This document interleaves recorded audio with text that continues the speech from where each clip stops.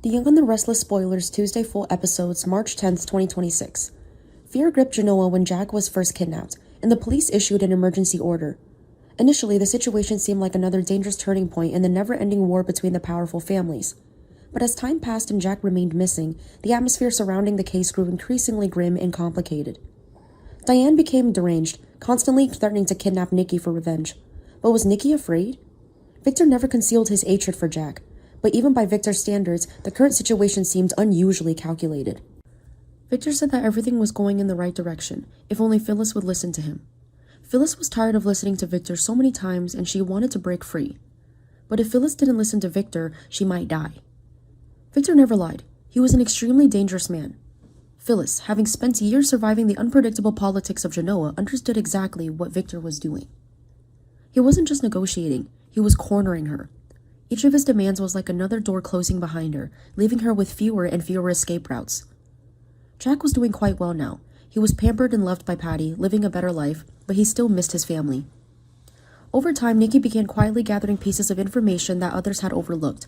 Strange phone calls, unusual sightings, and inconsistencies in the timeline surrounding Jack's last known actions. Each individual clue seemed insignificant, but as Nikki began connecting them, a disturbing pattern began to emerge. The deeper she dug, the more convinced she became that Jack hadn't simply disappeared. Someone had orchestrated his disappearance meticulously and precisely. Nick and Sharon were different. They were more worried about Mariah, as their daughter was experiencing considerable instability. But the complexities of Jack and Victor were also exhausting them. Reluctantly, they decided to approach the only person who could understand Victor's strategy better than anyone else, Adam Newman. Their history with Adam was complicated, rife with betrayals and fragile alliances, but also moments when even enemies had to cooperate for a greater purpose. When Nick and Sharon met Adam, they discussed how to resolve the situation. Adam knew where Victor was, but needed to help him escape prison. But hidden behind that reputation was a mind capable of seeing through Victor's schemes in ways few others could. Adam listened carefully as Nick explained the little they knew about Jack's disappearance. For a long moment, Adam was silent, observing them with a quiet concentration that always made people feel uneasy. Then he revealed something that instantly changed the conversation. Adam had heard rumors that Victor had recently been in contact with someone from Jack's past, an unstable individual, someone capable of turning a personal vendetta into something far more dangerous. The name he mentioned left both Nick and Sharon speechless. Patty. The possibility of Patty Williams' involvement changed everything. Patty was always unpredictable, obsessive, and driven by extreme emotions, making her capable of almost anything. If Victor had manipulated Patty to target Jack, the situation could quickly escalate beyond anyone's control. Adam had warned them that Patty wasn't one to play simple games. Once she believed she was wrongly accused, she would pursue revenge with terrifying determination. If she truly believed Jack had stolen something from her or taken something that belonged to her, then Jack may have been trapped in a psychological nightmare worse than anyone could imagine. Meanwhile, tensions between Victor and Nikki were escalating. Nikki had begun confronting Victor more directly about the inconsistencies surrounding Jack's disappearance. The air in the tack house was stale, heavy, with the kind of silence that only comes when the screaming has stopped, but the fear remains. Nick Newman paced the length of the living room, his boots thudding rhythmically against the hardwood, while Sharon sat perched on the edge of the sofa, her hands clasped so tightly around her phone that her knuckles had turned a ghostly white. "Another one," Sharon whispered, her voice trembling not with sorrow but with a sharp, jagged rage. She didn't need to look at the screen to know what it said. The phantom vibration against her palm was like a shock to her nervous system. Nick stopped mid-stride, his jaw set in a hard line. "Read it." Sharon lifted the device, her eyes scanning the text message from the unknown number. "The past doesn't stay buried, Sharon. Neither will your children if you don't start listening. I'm watching." She looked up, her blue eyes wide and glistening. "It's Matt. It has to be Matt. He's playing games, Nick. He's right here in Genoa City, breathing down our necks, and we can't even see him." "I'm going to kill him," Nick growled, the threat low and guttural. He grabbed his jacket from the back of the chair, his movements jerky with adrenaline. "I don't care what the restraining orders say. I don't care about the police. If Matt Clark comes near Faith or Noah again, that's exactly what he wants." Sharon stood up, cutting him off. She moved to him, placing a hand on his chest, feeling the rapid, angry thrum of his heart. "He wants you reckless. He wants you to charge in blindly so he can tear this family apart piece by piece. We can't fight him like that, Nick. We've tried. We need leverage." Nick exhaled sharply, covering her hand with his own. The terror of the last few weeks, the shadowy figures near the cottage, the silent phone calls, the photos of their children taken from a distance, had worn them both down to the bone. Matt Clark wasn't just a ghost from their high school nightmares anymore. He was a sophisticated predator who had returned with a network they couldn't comprehend. "We're running out of time," Nick said, his voice dropping. "If he's bold enough to threaten the kids directly, we need to know who he's working with. He didn't just walk back into town with this kind of resources on his own. Someone is funding him or he's connected to something bigger." Sharon's eyes narrowed as a thought crystallized. "Adam." Nick recoiled slightly. "Adam, you think my brother is helping Matt?" "No," Sharon said, quickly shaking her head. "I think Adam knows everyone who operates in the dark in this town. If Matt has a network, Adam is the only person who might have crossed paths with it, or at least knows how to find the cracks in it." The drive to the Newman Media penthouse was silent, the city lights of Genoa City blurring past them like streaks of cold fire. Nick gripped the steering wheel, his mind racing through the potential cost of asking Adam for a favor. In the Newman family, favors were currency, and the interest rates were always predatory. When Adam opened the door, he looked unsurprised, holding a tumbler of bourbon as if he had been expecting them. He wore a charcoal suit, the top button undone, projecting an air of casual arrogance that instantly put Nick on edge. "Nick," Sharon, Adam said, stepping aside to let them in. "To what do I owe the pleasure? Family reunion, or is the sky falling again?" "Cut the crap, Adam," Nick snapped, marching into the center of the room. "We need information, and we need it now." Adam took a slow sip of his drink, his dark eyes assessing Sharon's pale face. "You look like you've seen a ghost, Sharon. Or perhaps a resurrection." "You know about Matt Clark," Sharon said, her voice steadying. It wasn't a question. "I know he's back." Adam admitted, walking over to the sidebar to pour 2 more drinks, though neither Nick nor Sharon moved to take them. "I know he's been making your lives a living hell. A bit nostalgic, isn't it? The 90s are back in style." "This isn't a joke," Nick warned, stepping closer. "He's threatened Faith. He's threatened Noah. We need to know where he's operating from. We need to know who's backing him." Adam paused, his back to them. The amusement drained from his posture. He turned around, his expression suddenly serious, almost clinical. "You think Matt is just a lone wolf with a grudge. You're underestimating the situation. Matt Clark isn't just a psycho anymore, Nick. He's a broker." "A broker?" Sharon asked. "For the past decade, while we thought he was rotting away or dead, Matt was building bridges in the underworld," Adam explained, leaning against the mahogany desk. "He moves things, people, information. He has connections to syndicates in Chicago and intense ties to private security firms that don't ask questions." Nick frowned. "What does that have to do with us?" "Everything," Adam said. He reached into a drawer and pulled out a tablet, sliding it across the desk toward them. "I've been tracking some unusual encrypted traffic. I didn't care enough to intervene until now. Look at the timestamps." Sharon looked at the screen. It was a list of communications, coded and brief. "These dates," she murmured. "This was last week." "Look at the recipient," Adam instructed. Nick squinted at the screen. "It's a shell company, Cerberus Holdings." "A shell company that specializes in high-risk extraction and containment," Adam said darkly. "And guess who is a silent partner in the subsidiary that hired them?" Nick realized the blood draining from his face. "And guess who hired Cerberus for a private acquisition just days ago?" Adam's gaze shifted to the window, looking out toward the Newman Ranch in the distance. "Our father." The room went dead silent. The implication hung in the air like smoke. "Victor," Sharon whispered. "Victor hired Matt's people."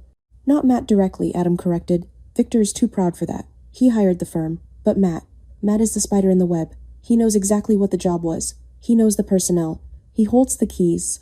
The job, Nick repeated, his mind, flashing to the headlines that had dominated the local news for days. The disappearance. The panic at Chabot. Jack. Adam nodded slowly. Jack Abbott wasn't just taken by some random goons. Victor sanctioned it to squeeze Billy out of Chancellor. But if Matt Clark is the one pulling the strings on the ground, then Victor doesn't have control of the asset anymore. Sharon gasped, her hand flying to her mouth. "Oh my God, Jack is with Matt." "Matt Clark hates the Newmans," Adam said, his voice dropping to a dangerous whisper. "He hates you, Nick. He hates Sharon. And he knows that nothing would hurt Victor more than a botched operation that ends with Jack Abbott in a body bag. Matt isn't just holding Jack for Victor. He's holding Jack as a bomb to blow up Victor's empire." Nick felt a cold sweat break out on his forehead. The situation had just escalated from a family feud to a potential execution. Does Dad know? "Victor thinks he's in charge," Adam scoffed. "He thinks he has Jack stashed away on some yacht, comfortable but contained. He doesn't realize that the guards on that boat answer to Matt Clark, not him. If Matt gives the order, Jack dies," Sharon finished, her voice trembling. "And Matt frames Victor for the murder. He destroys the Abbotts and the Newmans in one move." Nick looked at Sharon, and in that moment the years of history between them, the pain, the betrayals, the love, coalesced into a singular silent understanding. They were the only ones who saw the whole picture. "We have to get him out," Nick said, the decision instantaneous. "We can't go to the police. If Matt sees blues, he'll kill Jack just to spite us." "And we can't tell, Victor," Sharon added, her eyes hardening with resolve. "He'll storm in with his ego and trigger the trap. He won't believe Matt has outsmarted him until it's too late." Adam watched them, a flicker of begrudging respect in his eyes. "You realize what you're saying. You're going to go up against Matt Clark, a man who has nothing to lose, and a squad of mercenaries paid for by our father. You're walking into a crossfire." "We don't have a choice," Nick said, grabbing the tablet. "Where is the yacht, Adam?" Adam hesitated. He could walk away. He could let Victor crash and burn. It was what he had wanted for years. But looking at Sharon, seeing the fierce protectiveness that had always defined her, he couldn't do it. "Lake Michigan," Adam said softly. "Docked at a private slip near the old industrial harbor. Sector 4. The security codes for the perimeter are on that tablet. I decrypted them this morning." "Why?" Nick asked, pausing at the door. "Why help us?" Adam swirled the amber liquid in his glass, a bitter smile playing on his lips. "Because if Jack dies, the war that starts will burn this whole city down. And I just bought new drapes." The harbor was shrouded in a thick, wet fog that smelled of diesel and decaying algae. The metal walkway groaned under Nick's boots as he and Sharon moved through the shadows, avoiding the harsh halos of the security lights. Sharon wore a dark trench coat, her hair pulled back tightly. She checked the pistol in her pocket, a precaution Nick had insisted on, though. She prayed she wouldn't have to use it. "Adam said there are 3 guards," she whispered, her breath misting in the cold air. "2 on the deck, 1 below with Jack?" "We take out the ones on deck quietly," Nick murmured, scanning the silhouette of the yacht that bobbed ominously in the black water. It was a sleek, modern vessel, looking innocent enough to the casual observer, but to them it was a floating prison. "Matt might be there," Sharon said, the fear returning to her gut. "I hope he is," Nick said, his voice grim. They approached the gangway. Nick signaled for Sharon to stay low behind a stack of crates. He moved with the stealth of a man who had spent his life protecting his family from threats both corporate and physical. He picked up a loose length of pipe from the dock, weighing it in his hand. The first guard was leaning against the railing, smoking a cigarette, the cherry glowing bright orange in the gloom. Nick didn't hesitate. He lunged from the darkness, striking the man hard across the temple. The guard crumpled without a sound. Sharon moved up instantly, stepping over the unconscious body. Her heart hammered against her ribs like a trapped bird. This wasn't just about Jack anymore. This was about reclaiming their lives from the fear Matt had instilled in them. They descended the stairs into the yacht's cabin, the air growing warmer and stifling. The luxury interior clashed violently with the reality of the situation. "Check the forward cabin," Nick whispered. Sharon moved down the narrow hallway. She heard a muffled sound, a rhythmic thumping against wood. She reached the door at the end of the hall and tried the handle. Locked. "Nick," she hissed. Nick joined her, raising his boot and kicking the door just below the lock. The wood splintered with a loud crack. He kicked again, and the door swung open. Jack Abbott sat tied to a chair in the center of the room, a gag strip across his mouth, his eyes wide with shock and exhaustion. He looked bruised, his impeccable suit rumpled and stained. Sharon rushed forward, her fingers fumbling with the knots at his wrists. Nick pulled the gag down. Jack gasped, sucking in air greedily. "Nick, Sharon, what the hell?" "We're getting you out of here, Jack," Nick said, cutting the ropes with a pocket knife. "Can you walk?" "I think so," Jack rasped, rubbing his wrists. Victor did this. He's lost his mind." "It's worse than Victor," Sharon said, helping him stand. "Matt Clark is running the security. You weren't just a prisoner, Jack. You were bait." Before Jack could process the information, a slow, mocking clap echoed from the doorway behind them. Nick spun around, placing himself between Sharon and the door. Matt Clark stood there leaning casually against the frame, a gun dangling loosely in his hand. He looked older than Nick, remembered his face, lined with years of bitterness, but the eyes were the same cold dead and obsessively fixed on Sharon. "Bravo," Matt said, his voice smooth like oil. "I honestly didn't think you two had it in you, the golden couple playing action heroes. It's almost touching." "It's over, Matt," Nick said, his voice steady, despite the gun pointed at his chest. "Adam knows. The police are on their way." Matt laughed, a harsh barking sound. "Adam is a pragmatist. He won't call the cops until he sees how this plays out. And as for it being over, Nick, we're just getting started." He took a step into the room, raising the gun level with Nick's heart. "You took everything from me," Matt spat, the veneer of calm cracking to reveal the raw underneath. "My life. My freedom. Her." He gestured to Sharon with the barrel of the gun. "I spent 20 years rotting in a cell thinking about this moment. Victor hiring my crew was just a happy accident. Fate, really." "You're sick," Sharon said, her voice shaking but defiant. She stepped out from behind Nick, shielding Jack. "This isn't about fate. It's about you being a pathetic small man who can't move on." Matt's eyes flared. "Don't you speak to me like that. I loved you." You obsessed over me, Sharon shouted back. And you tried to destroy me, but you didn't, and you won't destroy us now. We'll see, Matt sneered. He cocked the hammer of the gun. I think I'll start with Jack. Let Victor take the fall for a murder he didn't technically commit, but certainly paid for. Poetic justice. No, Nick lunged. The sound of the gunshot was deafening in the small cabin. But the bullet didn't hit Nick. It shattered the porthole window behind him, as Matt's arm was jerked upward. Jack Abbott, fueled by a surge of desperate adrenaline, had thrown his shoulder into Matt's midsection, knocking the wind out of him. Nick was on him in a second. He tackled Matt to the floor, the gun skittering across the carpet. Years of pent-up rage, fear for his children, and the stress of the last few weeks poured into Nick's fists. He struck Matt once, twice, a third time, until Matt stopped struggling and lay groaning on the floor. Sharon scrambled to grab the gun, pointing it at Matt's prone form, her hands trembling uncontrollably. Get up, she ordered, tears streaming down her face. Get up! Nick stood breathing heavily, wiping blood from his lip. He looked at Jack, who was leaning against the wall, clutching his side but nodding. We need to go, Nick said. Now. Before the other guard wakes up or backup arrives. They dragged Matt up, zip-tying his hands with the very restraints that had held Jack.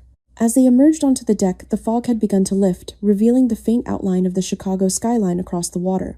The cold air hit them like a slap, waking them from the nightmare. What do we do with him? Jack asked, looking at Matt, who was stumbling between Nick and Sharon. We hand him to Paul, Nick said grimly. And then we have a conversation with my father. Sharon looked at Nick. In the chaos, something had shifted.